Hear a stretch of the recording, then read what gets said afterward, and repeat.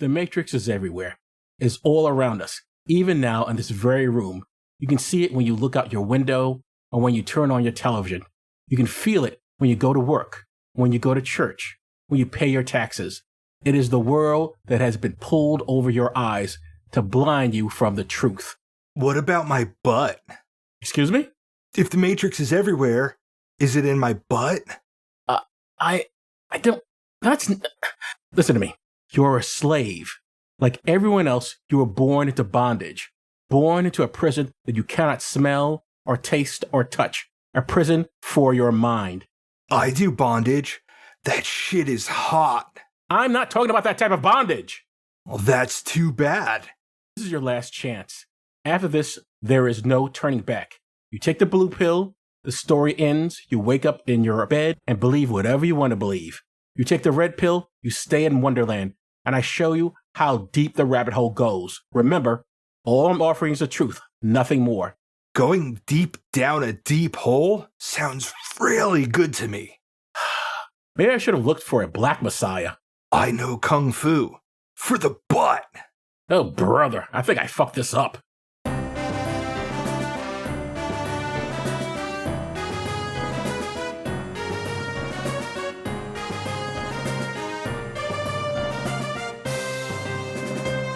Welcome to Does This Still Work? The podcast that looks at old movies and asks, does this still work? I'm Joe Dixon. And I'm George Romeka. And today we're discussing The Matrix from 1999 and some historical context. First, podcasty stuff. You can reach us at dtswpod@gmail.com, on Facebook, or on Twitter. Please tell your friends about us and leave 5-star ratings everywhere. You can pick what we watch and get extra per-episode content by funding us on Patreon for as little as $1 a month at patreon.com/dtswpod. Now, Joe, take us back to the year I graduated high school, 1999. I was dreaming when I wrote this, so sue me if I go too fast, but life is just a party, and parties weren't meant to last. That's Prince, from the song 1999, the title track from his 1982 album of the same name. And he was right. Many things from 1999 didn't last. One of the things that did last was texting, which in 1999 was still new.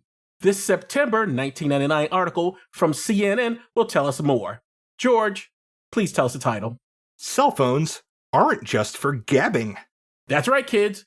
First, we had the cell phone, and then we were able to text on them. These things did not happen at the same time. America's lagging mobile infrastructure put it behind other nations in getting texting applications. You know who was ahead of America on text messaging? I think we all know the answer. Of course, the country was the Philippines. Quoting from CNN, in the Philippines, a new phrase has emerged, text me. It refers to the practice of using cellular phones to send text messages. Global Telecom in the Philippines reports that it handles more than 17 million messages a day on its short messaging service, or SMS. Messaging is so popular among kids that the Philippine government has banned the use of mobile phones in schools because of fears that they'll be used to cheat on exams. End quote. Of course, much of Asia and Europe were also growing in their embrace of this texting thing. Understand, the ability to text had existed on cellular networks for years. Only in mid to late 1999 had it taken off, because of the popularity of the internet in Asia and Europe. On top of the creation of newer smartphones that made messaging easier. If I remember correctly, I owned a Nokia in 1999. This was basic. It might have had an antenna. It definitely did not have internet service. It would have been in the early 2000s before I had a Samsung, when you push the screen up so you could type on a little keyboard. At some point, I know I owned a flip phone because it looked like the communicator device from the original Star Trek series. George, you would have been 18 in 1999. As you said, you graduated high school at this time. Did you own a cell phone then? And can you remember the first cell phone you had that could text? I did not have a cell phone in 1999. That's probably because I graduated high school and then went into boot camp. So it wasn't really something I was concerned with for maintaining my social life or anything. The first cell phone I remember having was a Motorola Razr, and I could text with that. Do you know the kind? Was it like, because as I remember, I had one that you slide the front? It was a clamshell type. So it was a flip open. Okay, all right, yeah. All very popular in that time. Mm-hmm. Now, as you know, George, we watched the movie Hackers for this pod. I'll even reference it in the summary. Okay. That film came out in 1995. This film comes out 4 years later. Hacking was still a source of fascination. In fact, there was even a suggestion it would have a haven. Read this January 1999 headline from CBS News. A haven for hackers? The Supreme Court of Norway ruled that trying to break into a computer was not a crime. The crime was actually getting into the system. Needless to say, this ruling did not go over well. As some observed, it's illegal to break into a house, but it's also illegal to try to break in. In America, just being caught by cops while carrying burglary tools like lockpicks and torches that can burn metal could get you busted for suspicion of burglary. Anyway, I looked this up. In 2005, Norway passed a cybercrime law making intrusion into a computer system illegal. So this so-called haven didn't last long. I think if you want to hack into computers without going to jail, you need to move to Russia and join one of their troll farms. Mm-hmm. Okay, George, tell us about The Matrix. So this was written and directed by Lily and Lana Wachowski, which I'm pretty sure that nowhere that you can watch it has actually updated the title screens to include the fact that these two transitioned. Yes. Of their works, I know V for Vendetta. They wrote the screenplay. That's it. That's all I got. I've never seen any of their other work, unfortunately. Or fortunately, depending upon how I feel about this picture. Well, also, how you feel about this picture doesn't necessarily say anything about how you'd feel about other pictures. True, although these two seem to mostly do more Matrix stuff. Well, I mean, once you land a hit, you run with it, apparently. So basically what I'm saying is, if I didn't like this, I don't know why I would like the others more. Although I guess it's conceivable. I was thinking about that as I was writing this summary. I'm glad that you only saw this once. I wish I'd only saw it once. Okay. I'll leave that at that. Awards. For the Academy Awards in 2000, this won Best Film Editing, Best Sound, Best Effects, Sound Effects Editing, and Best Effects, Visual Effects. I would agree with all that. I think they deserve that. Yeah. And this is, as of 2012, in the National Film Registry, which, unfortunately, I think is absolutely appropriate, but for only one reason, and it's a horrible, horrible reason. Oh, what's a horrible, horrible reason? The perpetuation of the red pill idea as something exclusive to conservatives. Oh, you think this is sort of reinforces their ideas? No. It doesn't reinforce their ideas. In fact, it's more like conservatives hijacked that idea and made it theirs. They didn't deserve it. So blurbs. IMDb says, when a beautiful stranger leads a computer hacker, Neo, to a forbidding underworld, he discovers the shocking truth. The life he knows is the elaborate deception of an evil cyber intelligence. That's just all over the place and wrong. It's also like, what is... So which beautiful stranger? Yeah, exactly. Like, was that really even necessary? And what's so forbidding about the world that he ends up in? And no, it's just, that was somebody trying to be poetic and failing miserably. And then Amazon says, Keanu Reeves stars in an explosive sci-fi adventure about a man who comes to believe that his everyday world is the product of a computer-driven digital matrix that feeds on humans. It is, actually. It doesn't come to believe it. It's actually a fact. Yeah. Also, what I always love when they put the actor's name in there. I'm like, all right. I mean, it is Keanu Reeves' movie, so I guess he does star in it, but it's always weird when they do that. And HBO keeps it simple, with a computer hacker joins forces with rebel warriors to battle a malevolent cyber intelligence. I think that sums it up well. Yeah, for all of its simplicity, that kinda nails it. Yeah. It nails it because it doesn't try too hard. It doesn't go off into the ether to try and encapsulate something that shouldn't be in a fucking blurb. Yes, going off to and unable to encapsulate things may be one of the problems I have with this film. Oh, you're going to learn a couple of interesting things then. Oh, goody. I look forward to it. Yeah. So characters. We have the one, Neo, or Thomas Anderson. By day, he's a programmer in a cube farm of a large software company. By night, he's a hacker, before Wi-Fi or the first iPhone. Played by Keanu Reeves. I did it for the first time 2 years ago, but I did see the Bill and Ted movies. I've also seen Speed, Even Cowgirls Get the Blues, and My Own Private Idaho. Am I saying I've only seen 6, or counting the movie we're talking about, 7 Keanu Reeves movies? Yes, I am. That's right, not even John Wick, sorry. He was also in Always Be My Maybe, which I confused for Crazy Rich Asians in last week's post show. Oh, Jesus. You set yourself up for a you can't tell them apart, can you, George? They all look alike to you, is that it, George? The movies do. After a while. All right, isn't Always Be My Maybe also stars as mostly Asian cast? Yeah. Okay. Then we have the crew of the Nebuchadnezzar, which I can say way more easily than I can type it. Or spell it. Yeah. At least the crew that will be alive for the last third of the film. Otherwise, this would be a really long cast list. We'll start with Morpheus. He's a true believer in a prophecy, and he thinks Neo will be the one. Played by Lawrence Fishburne.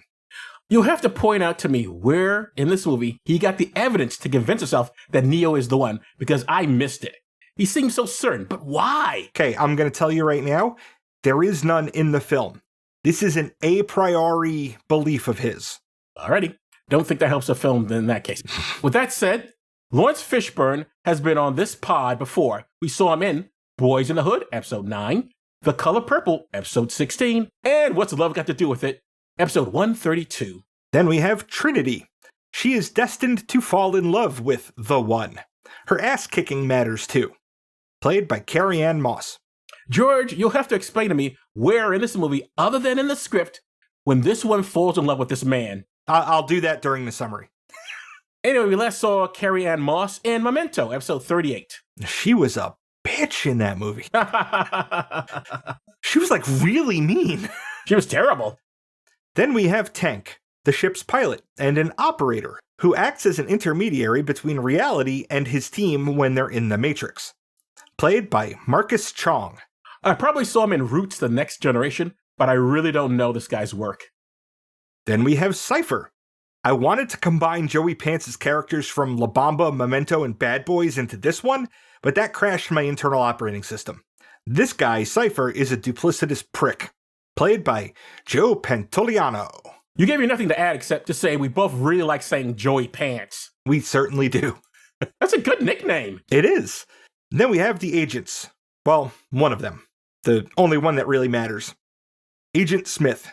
He is awfully emotional for an AI. Played by Hugo Weaving. He was the Red Skull in Captain America, the first Avenger.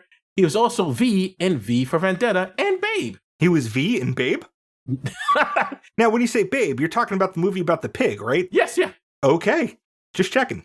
He's also Elrond in the Lord of the Rings movies. Which I've never seen. Right. I know you haven't seen them. That's why I said it, and I'm going to make you watch them one of these days. Finally, we have the Oracle. She bakes cookies and knows things. Played by Gloria Foster. The late, great Gloria Foster has a long acting history. I mostly know her from TV like The Atlanta Child Murders. I also saw her in City of Hope and Nothing But a Man.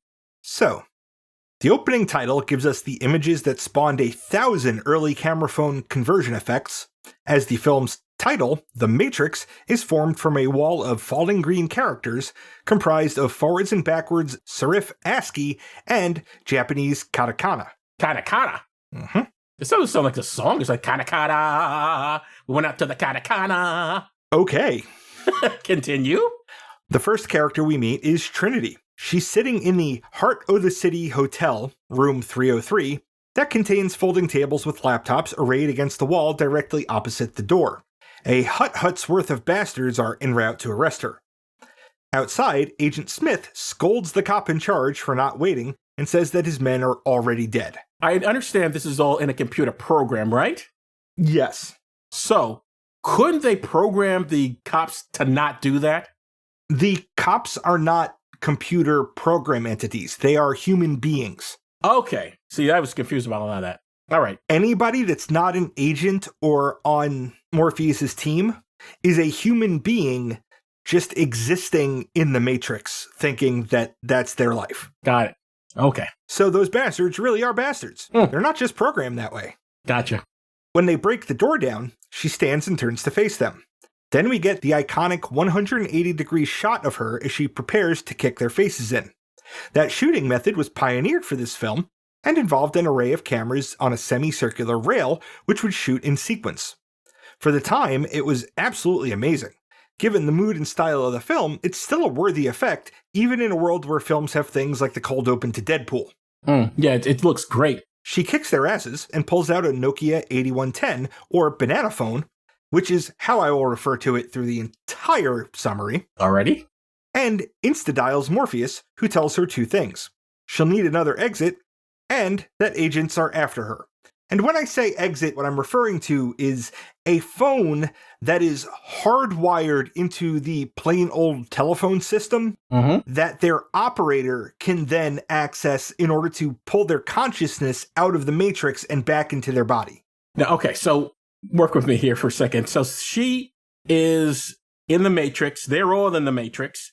But the cops think they're real people, but they're in the Matrix. They're like everyone else. Okay. So the cops are plugged into the Matrix as nodes in the Matrix in order to power the Matrix. Right. But it's just as Neo is we'll discover later. Right. What I'm confused about is like she has suddenly this power to do things that no human being could possibly do. That's from her what? That's because, and hit your suspension of disbelief button, okay? Because she is aware that it's a computer program, she is aware that she can bend or break some of the rules of the computer program. But that stuff is already programmed in the computer program, right? The physics are programmed. But if you think about it this way, the agents can, as we will find out, do things that wouldn't fit in with the reality that we live in. Which means the ability to do those things exists in the Matrix. Right. So it's kind of like a hacker gaining access to an admin account and then performing some of the functions of that admin account. But since they know that and they can bend all these things, what do they need Neo for? Because he's the one, Joe. Oh, okay. Never mind. That's actually answered in the third movie. Oh, really? Okay. I don't think I'll ever see that picture. But go on. She leads her pursuers on a rooftop chase exhibiting what would be superhuman speed and agility. The cops can't match her or even believe what they're seeing. The agents have no such trouble. Agents also exhibit an ability to possess the bodies of anyone who is not an agent or not someone an agent would be pursuing. Back at street level, she spots a phone booth, around the same time as Agent Smith possesses a nearby garbage truck driver. Trinity is able to pick up the ringing phone just before Agent Smith smashes the garbage truck into the booth. The agents look at the hanging receiver, stating that she got away, but now they have the name of their next target, Neo. Speak of the devil, we find Neo asleep in front of his computer, which is running searches on what we know as the internet for anything it can find about a hacker named Morpheus. Neo's computer operating system looks like a library microfiche reader, while his stereo pumps out music by the same artists heard in every episode of House. Is that true? Yeah, the song he's listening to is by Massive Attack, who also did the theme song to House. Oh, okay. His screen blanks and text appears, telling him to wake up. He does. Why he does is a question for the fucking ages. You mean text doesn't just wake you up? I mean, he's living in a computer program. Somebody is hacking into that computer program. We know that programs can be applied to his persona in that computer program, as we will learn later. Why could there not be a wake-up message sent to his programming? Good point. The text tells him to follow the white rabbit, because saying, go to the club with your client who will be here in a second, isn't as much fun as referencing Alice in Wonderland. I'm glad you pointed that out. I really hate it when characters talk in cryptic bullshit when just saying what you want them to do would make so much more sense. You're gonna love me in a minute, Joe. The text then reads, knock knock, Neo. as Neo's client knocks on the door to pick up whatever program Neo wrote for him. The product disc is retrieved from and the payment stored in a hollowed-out book, Simulacra and Simulation. Wikipedia describes this book as a 1981 philosophical treatise by the philosopher and cultural theorist Jean Baudrillard, in which the author seeks to examine the relationships between reality, symbols, and society, in particular the significations and symbolism of culture and media involved in constructing an understanding of shared existence. I was not going to read all of that. That book, and a few others, were required reading for the cast of the film. Oh. As directed by the Wachowskis. The directors wanted the cast to be intimately familiar with the philosophical underpinnings of the worlds their characters lived in. Some had a harder time with this than others. I will just leave that statement as it is. The client and the client's girlfriend suggest that Neo join them for a night out since Keanu Reeves lost 15 pounds for this role. Initially reluctant, Neo notices that the girlfriend has a tattoo of a white rabbit on her shoulder because you can't make your references to 1860s literary nonsense too vague or you risk your chosen one missing the point. So, can we assume they programmed that on her? No, that is another person. That was a decision by that person to get that tattoo. But they know about her. But Trinity, hacking in, could see that. Okay. And thus give the clue to follow the white rabbit. As opposed to just saying, hey, go to the club. Yeah, how did Trinity know that they were going to invite him along? Fuck if I know, Joe. So, in a nightclub blasting Rob Zombie's Dragula, Neo meets Trinity. She's all like, hi, Crash Override. And he's like, so you're Acid Burn. Was that you on my computer? How did you do that? Take on the best, die like the rest. Right now, all I can tell you is that you're in danger. I brought you here to warn you. What? They're watching you, Neo. Who is? Please just listen. What the fuck makes you think he's not listening? He's waiting for you to say more than a sentence at a time. It's almost like they want to fuck with him as opposed to just tell him what the hell's going on. Yeah, or they're padding the runtime of the movie. She tells him that Morpheus is real and looking for him, and that if he wants to know what the Matrix is, he can, but he can't just learn it, he has to experience it. Which, I mean, that sounds like cult behavior. He's being recruited into a cult. That's what it sounds like. This whole movie made me think of cult behavior, but anyway, go on. Then it's 9:15 a.m. and Neo, or Thomas Anderson, is late for his day job. In a manager's office at Metacortex, a large and, quote, reputable software company, Neo gets the kind of mind-reading, infantilizing talk down that I hope never to even think of giving to anyone who works under me. Then he's in his barren, lifeless office cube and receives a package. It's another banana phone that rings as soon as it's in his hand. On the line is Morpheus, who walks Neo through an attempted escape from agents. When it comes to walking on a ledge to reach some scaffolding so that he can get to the roof, Neo balks and is captured. Which, you know, is perfectly reasonable. Like, I don't know who you are, and now you tell me go out on a ledge and potentially die getting on this thing. Are you nuts? Yeah. In an interrogation room, the agents try to solicit cooperation from Neo as they attempt to find and capture Morpheus, whom they describe as a, quote, known terrorist. Neo's response is what everyone wants to say whenever they're in a situation like that. Wow, that sounds like a really good deal. But I think I got a better one. How about I give you the finger and you give me my phone call? And it's unfortunate that I never heard Agent Smith go, until I applied compression to that sound clip. Because that was a great little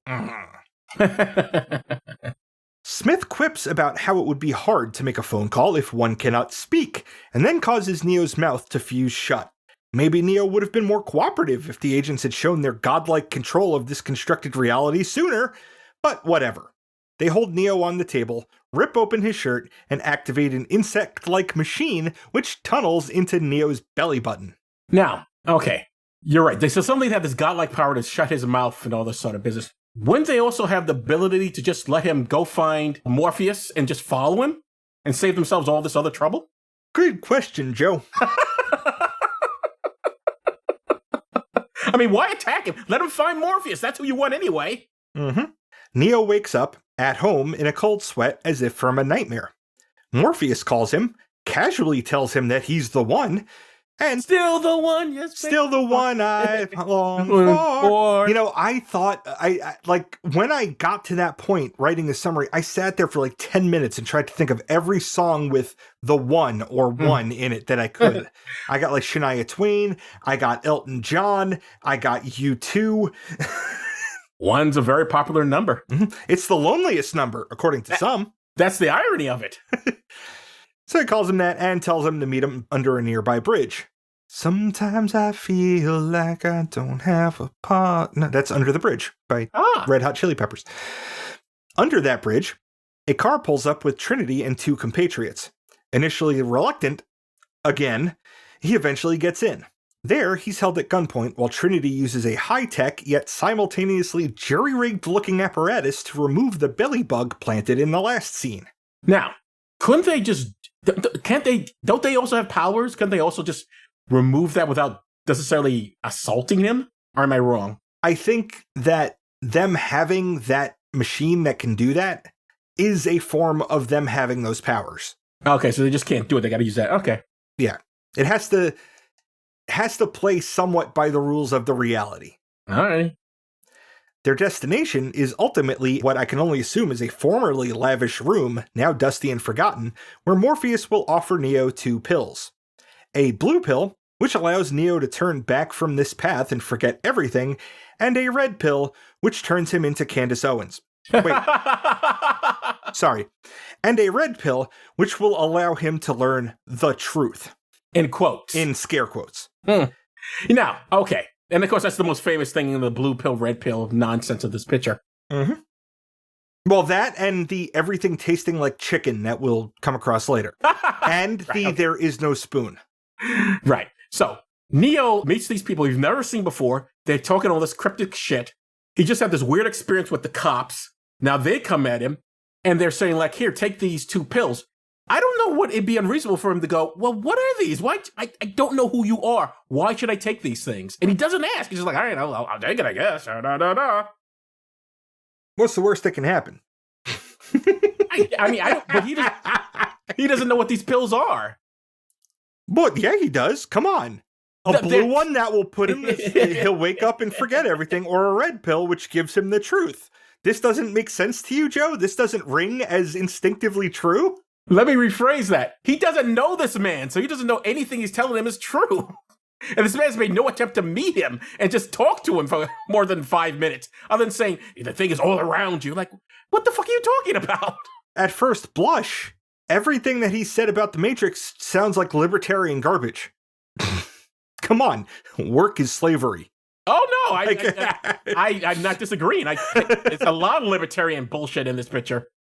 After taking the red pill, Neo is led into another room where Trinity, Cypher, and the rest of the team are preparing a bunch of machines for whatever comes next. Morpheus describes the red pill as a trace program designed to interrupt Neo's input-output carrier signal so that they can pinpoint his location. If you are a human being and somebody told you that that's what a pill was, it would mean nothing to you and you would look at them funny. Apparently, it does way more than that, and I'll mention that in a second. After they add The Wizard of Oz to the references list, Neo has an experience with a mirror that ultimately leads to him waking up. When I say waking up, I don't mean in his bed with or without a blaring alarm clock. This time, he wakes up in a fluid-filled pod. He sits up and tears through a membrane.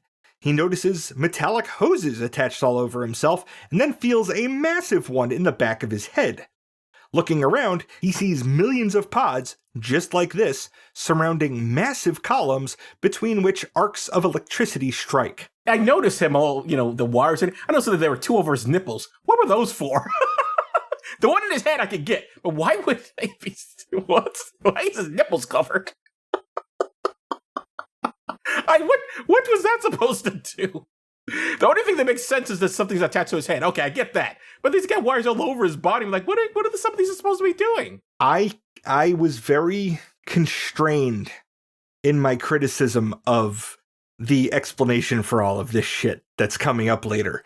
I spent hours and reduced it to 2 sentences. I also find it very interesting. So they all live in this pod filled with liquid and whatever. Oh, I never mentioned it anywhere else, but that liquid is supposed to be basically the liquefied remains of humans who came before being used as nutriment for him. Right, I think they mentioned that in the film. I get they do. I don't. But what I'm confused about is, okay, so he's still getting nutrients. It means he's still producing waste, but there's no attachments coming out. Oh, I'll mention that in a second. Okay. Let's keep going. All right. Before he can come to terms with this, a wingless, beetle-looking flying robot comes and unscrews the connection in the back of his head. This must have been part of that red pill program, because, I can imagine a use for something like that being to grab somebody who has died, unplug them so that they can be flushed. But it can obviously see that he's not dead. He's sitting up in the fucking pod. So the rest of the hoses snap free before Neo and the liquid he was surrounded by are flushed down a pipe which exits into a pool of what must necessarily contain the excrement of millions of people on purely liquid diets. Where the cords are not attached to its genitalia. It's not, as near as we can tell, he's wearing shorts in that liquid thing. So how does he go to the bathroom? How do any of them go to the bathroom? I think the liquid gets recycled and filtered. Right, but how does it come out of their bodies? I think the shorts were just for the movie. The machines were like, oh, we're filming today? Okay, we'll put shorts on. Yeah, why do they have shorts? The machines wouldn't care if they're naked. Certainly not. Morpheus' ship, the Nebuchadnezzar, lifts Neo out of the goop with a giant metal claw, like in Toy Story. Before Neo passes out, Morpheus says, "Welcome to the real world," like an asshole. That was an asshole thing to say. Oh, look at me, I know it all. Ah, you didn't know this, did you? Aha. I'm like, motherfucker, can you ease me into this? Mm-hmm. We see Neo in a bed of some kind with needles sticking out of him all over. It looks like acupuncture, but that doesn't usually involve wires attached to the needles. This is Neo going through physical habilitation, not rehabilitation. Ah. What are you doing? Your muscles have atrophied. We're rebuilding them. Why my eyes, sir? You've never used them before. Now, this film may or may not work, and while I have my criticisms of it, I'll say this. That was a damned good bit of world-building script writing right there. Okay. The next scenes are Neo being introduced to the crew and shown around the ship. It's also where we see Cypher being a creep, so that we're not totally surprised by his assholery later. The title of the next scene is Morpheus Gives Neo a History Lesson. It's 200 years later than he thinks it is. Nobody learned anything from the Terminator movies, Star Trek, Battlestar Galactica, or any other movies where humans made sentient AI that ends up waging war on us. The machines won. The humans somehow scorched the sky, which I guess means they created a deliberate nuclear winter, thinking that without solar power, the machines would die out. The humans were wrong. It didn't stop the machines. Instead, the machines figured out a way to turn human beings into batteries. The Matrix is a simulation of late 20th century Earth to keep the minds of those human beings docile so that they can't wake up and rebel. Which, if you know humans, most of them wouldn't rebel anyway. Yeah. No need for you guys to worry. The human body generates more bioelectricity than a 120-volt battery and over 25,000 BTUs of body heat. Combined with a form of fusion, the machines had found all the energy they would ever need. I'm going to keep my criticisms of this down to 2 sentences. Every single living thing on this planet needs more energy to live than it puts out in any form at all, and that means none of us, or even all of us together, would make a decent battery. And the whole form of fusion thing would render any other earthly energy source, human or AI generated, obsolete. Any thoughts, Joe? No, that sounds about right. Alrighty. I wanted to say so much more. I spent hours looking. Do you know what a BTU is, Joe? I've seen the word before. I have some vague idea, but why don't you tell me? It's a British thermal unit. It is the amount of heat required to raise 1 pound of water by 1 degree Fahrenheit. Expressing that in terms of human energy output is fucking stupid. Because we don't give up all our energy at once. We don't generate all of our heat at once. It's over time. You'd need a rate at a minimum for that to be a meaningful number. Also, if they're just laying in pods all day, how much energy are they putting out anyway? Don't you have to move around? Well, remember, they're talking about our heat output just from existing and bioelectricity, as if they are tapping the electrical activity in our brains, which, I hate to tell you, it's all being used already. That's how we stay alive. I believe. Push the I believe button and keep going. This is what suspension of disbelief was invented for. After the history lesson, Neo gets some more training. I mean, that's actually a scene title. He learns Kung Fu, and Morpheus starts teaching him that the rules in the Matrix can be bent and broken. We see more of Cypher being a creep, and we get the famous girl in the red dress scene used to train newbies that anyone in the Matrix can be an agent at any time. Okay, here's something else I was a little confused by. He downloads the Kung Fu, right? So for him to know it? Yep. If you are these people in this Matrix and you can download stuff into your head, how come you can't download how to stop the machines? Or do they erase that from the system or something? Well, how to stop the machines isn't a skill or a thing that you learn. If they knew a singular way to stop all of the machines, they would just do that. Well, isn't that the whole point of Neo? No. He's not to stop the machines? Neo's role is to save humanity. By stopping the machines? Maybe. Okay. You'll have to watch all the fucking movies, Joe. Like I did. That'll never happen. That'll never happen, my friend. I'm sorry. I mean, they're good watching, even if you don't buy the story. Like, if you just watch it and don't think about it too hard. We can watch the next two and just not do episodes on them, and then we don't have to think about them real hard. All right, so anyway, so you can download the skills then. Mm-hmm. Okay, Kung Fu and all that business. Don't ask me how that works, because I don't know. Okay, move on then. Okay. The training has to pause when the Nebuchadnezzar is in danger. Sentinels, or search and destroy robots, are in the vicinity. The ship parks and powers down for a while, and Morpheus's hand hovers over an electromagnetic pulse switch. This is the only weapon in this film that humans can defend themselves with. Neo is supposed to be the one prophesied to save humanity from the machines. That's what Morpheus believes, and the team, for the most part, believes Morpheus. At night, Neo and Cypher have a chat. Cypher plants seeds of doubt as to Neo's the oneness. I don't know if we've ever discussed this on other movies before, but I really, really hate the concept of the one and only, who can do everything and the only one who can save us. Hate that trope. Hate it. Yeah, and that trope is very tightly related to the idea of prophecy, which is another trope that I fucking hate. Because it's lazy. It's like, it's saying the movie happens the way it does just because it's supposed to. Which means you don't have to put thought into things, as much thought as you otherwise would. You don't have to make physics make sense, or biology make sense, or people's motivations make sense. Things just happened because they were preordained to happen that way. Right, and if they're all preordained, then you're basically like Indiana Jones and the Raiders of the Lost Ark. The Nazis are going to die anyway. You don't have to be there for it.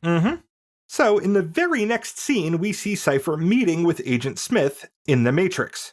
The agent is still gunning for Morpheus.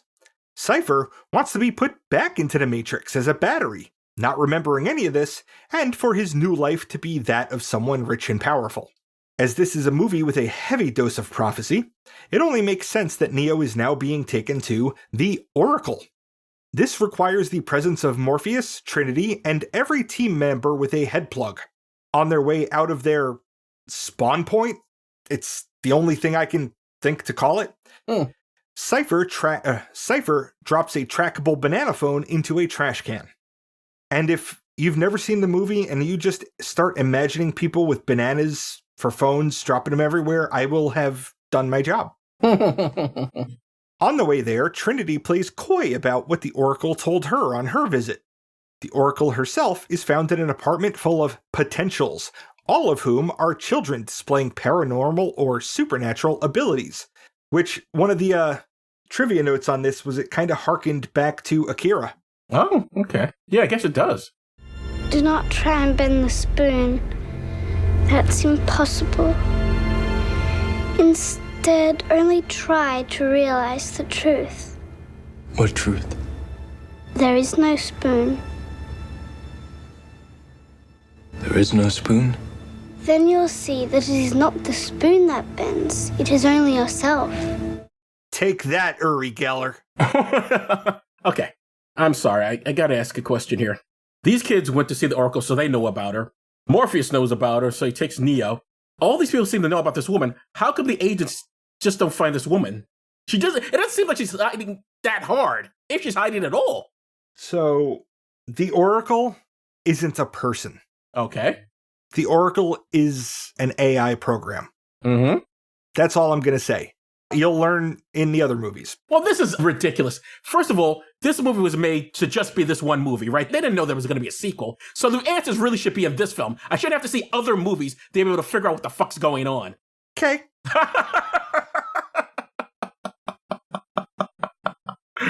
Go on. The Oracle predicts that Neo will break a vase, which he does, establishing her bona fides to us, the audience. As to her assessment of Neo, she doesn't dissuade his disbelief in himself as the one, but also, which Neo won't understand, doesn't tell him he isn't the one. She tells him that he's waiting for something. She tells him that there will be a situation where he has to choose between his own life and that of Morpheus.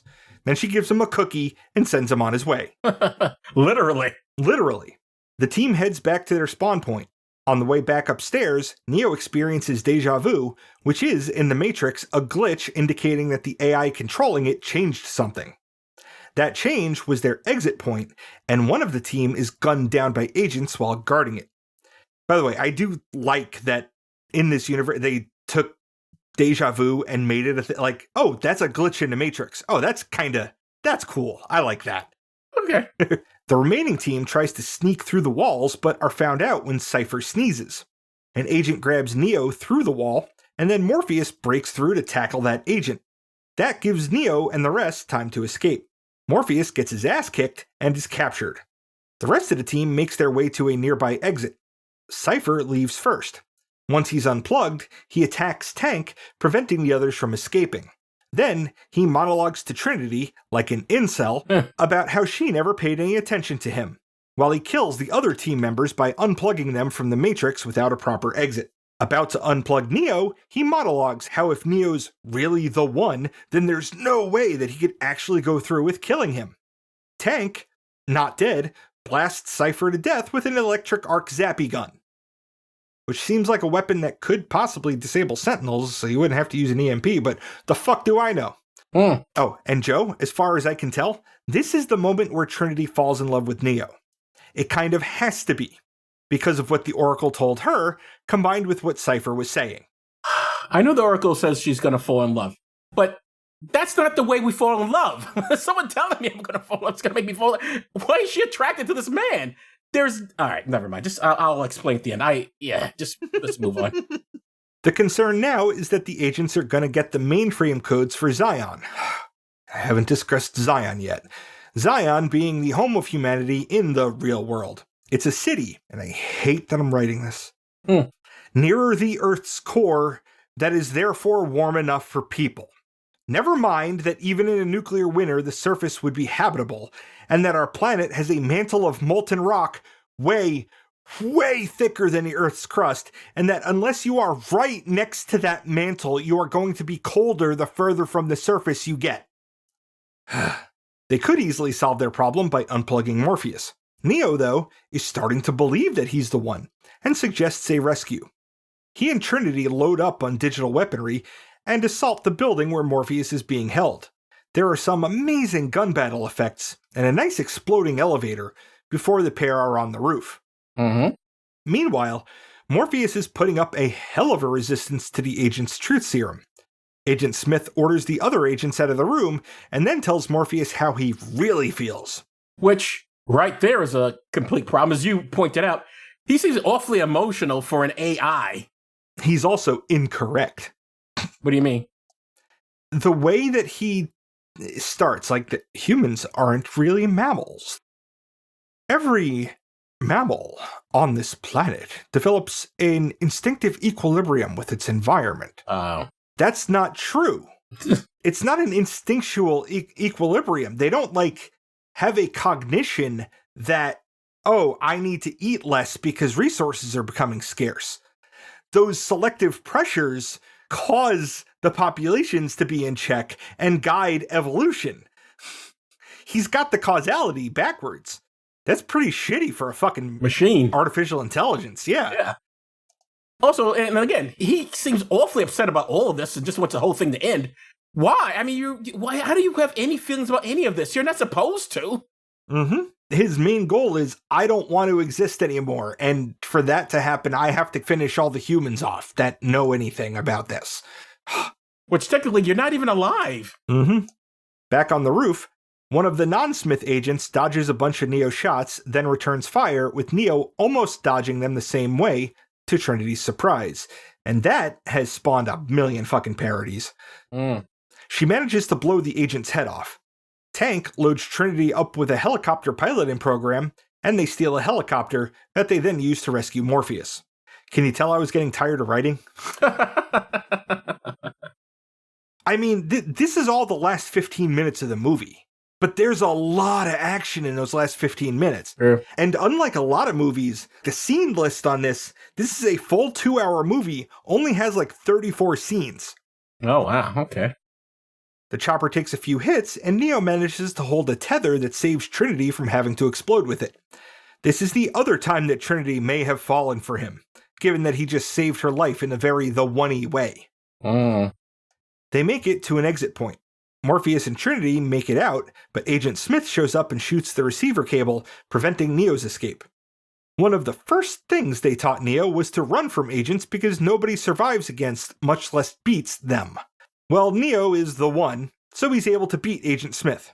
Well, insofar as one can beat an entity that can occupy other entities ad nauseum. Long story short, Neo kills Agent Smith with a subway car, then Agent Smith exits the subway car good as new. Neo runs for it. He swipes someone's non-banana phone to get a location for an exit. After being chased all through the city, he ends up in the Heart of the City Hotel, where the movie started. And as he enters room 303, where the movie started, Agent Smith is already there and pumps Neo full of lead. This should be the end of the movie. But no, because prophecy.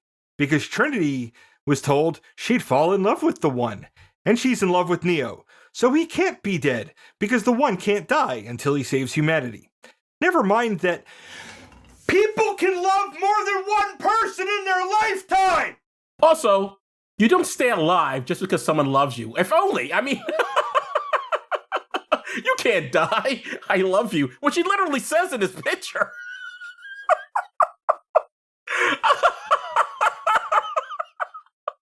Like, oh, if only life worked that way. But they're in the computer system, I guess, so I guess it works there. I love you, therefore I don't die. All right. What fucking ever. Neo comes back to life and manages to computer telepathically freeze all the bullets in midair. Then he jumps into, as in inside of, Agent Smith, who explodes, leaving behind a glowy Neo. Neo flexes his muscles, which cause the walls in the corridor to bend, before the agents flee. Oh, I forgot to mention, this whole time a pack of Sentinels were literally cutting their way through the Nebuchadnezzar, and Morpheus was waiting until the very last possible second to fire the EMP, because if he did, with Neo still in the Matrix, that's another bye-bye Neo. But all is well, and Neo makes it out in time. He and Trinity smooch. When did he ever express any interest in this woman? I don't know, but if Carrie Ann Moss started kissing me... At no point did he ever express any sexual or any sort of interest in this woman particularly. Well, neither of these people expressed any sexual or romantic interest in the other. That doesn't necessarily mean that the feelings weren't there. They do live in a dystopian hellscape where acknowledging your emotions can sometimes be used against you and turn deadly. Yes. But I'm watching a movie here, and it'd be great if the characters are falling in love. I see it. For reasons other than, oh, they're the most attractive people. Then, sometime later, Neo is at a payphone calling the Matrix itself, telling it that he's going to free all the people or something. Then he flies like Superman. The end. Shall I start or shall you? I mean, I can start. Go. I think it works well enough for an action flick. I think its big draw is the aesthetic and the action. There's a heavy dose of philosophy that it's not airtight, but it's at least interesting to think about. It's not like there aren't incredibly smart people on this planet proposing that we do live in a simulation. So there's that. And I can't really fault the characters for not displaying too much emotion. We know what happens sometimes with PTSD, that people focus really inward. And this isn't PTSD. This is just TS. It's just traumatic stress all the time. It's a world that is just 100% traumatic stress. And this looks like people would behave in that as well as any other. And really, if you watch the other movies, you will see some way different behaviors by people who are in different situations. The only reasons I would say it doesn't are because A, I know a lot more about a lot of things that most people don't know about, and B, I've seen this movie way too many times to not have thought it through. But if you're only watching this like a couple of times or every so often and you're not thinking about it too deeply, yeah, I think it works. Okay. In terms of the action and the look of it, fantastic. Very, very nicely put together. The directors, the sisters, can truly direct the film. Fantastic job all around. Really looks great. They also wrote the script, though. Yes. No, that's my problem, is the script. Even though I like the script for V for Vendetta, I don't know what happened between then and now, or, this film, but golly gee, where to begin? Okay, I did not believe Neo, that she suddenly fell in love with Leo. It felt like that the only reason she fell in love with Leo was because it's in the script. I did not get that from the characters. And it's got nothing to do with the performers. I think if they had something to work with, they would have done it. That was not there on the page. That's number one. I want to point out that in the first 45 minutes of this film, half of Neo's lines are questions. This was made to be a standalone film. There was never an idea there was going to be sequels to it. So all the answers really should have been in this movie. The idea that I have to watch the other films to figure out what it sounds like to me is they made this film, said, oh shit, it's a hit. Now we have to go back and answer all the bullshit we had in the other pictures because this doesn't make any sense if we don't do that. So now the new pictures suddenly answers all the holes we had in the last pictures, which is not the way filmmaking should work. I'm sorry. I went in to see this movie. I shouldn't have to see your whole galaxy of pictures to be able to understand what the fuck happened in this picture. I did not like this. Do I think it works? Not for me. That's for goddamn sure. Fantastic look. Great production values. Looks terrific. Bullshit movie. Just absolute bullshit. No real characters. Look, I'm the one who likes Blue Velvet, okay? I don't mind if you don't have a movie that doesn't have characters, but at least Blue Velvet doesn't pretend to be real or make a lot of sense. This thing wants to think it's telling me shit. This is philosophical on top of everything else. I think your philosophy is bullshit, confusing, and stupid. I think the red pill thing is stupid. I think the blue pill thing is stupid. I think your philosophy is stupid. It's a stupid movie. Sorry. You don't have to apologize for having an opinion, Joe. Especially on this podcast that we do where the premise is that we share our opinions about movies. Oh, there is no spoon. Think if they open the spoon, there is no spoon.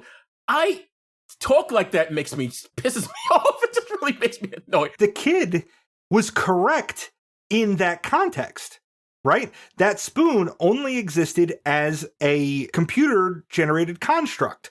So there was no real, silver metal object that spoon was representing. It was just code. So if you recognize that, maybe you can bend the things. Yes, it's philosophical garbage, but in that universe, at least it made sense. Well, see, this is just the thing. It doesn't stay in that universe. I've heard this shit outside. Oh, yes. No. We need to watch. You really need to watch the other movies and get angry about how much shit exits that universe into the quote real one.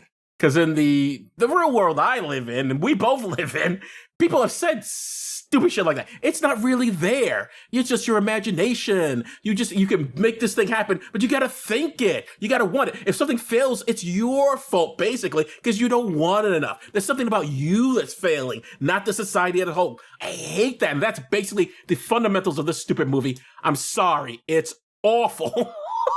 And I'm not gonna see the others. I'm never gonna see this. I'm never gonna watch this again, and I'm never gonna watch the others. Fuck this movie. And that's my opinion. It just does not work. So what that means is that we need more $10 patrons who can make Joe watch the other two movies. If you want to make Joe watch the other two Matrix movies,